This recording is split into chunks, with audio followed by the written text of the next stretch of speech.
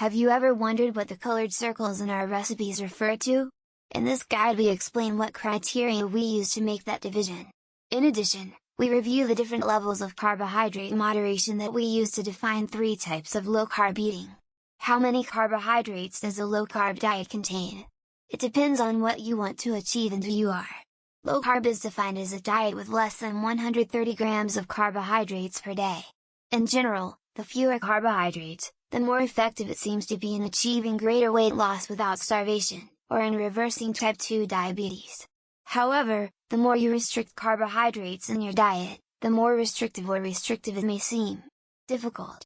At Diet Doctor we recommend 3 levels of low-carb eating, with a maximum of up to 100 grams of carbohydrates per day at the most liberal level. Here are 3 examples of what a low-carb meal looks like depending on how many carbs you eat a day. Yellow is delicious herb butter.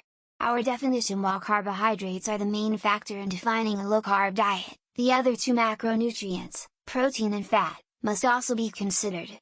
This is how we classify it. Carbohydrates. At Diet Doctor we define the different amounts of carbohydrates in the diet as follows: ketogenic low carb, less than 20 grams of carbs per day.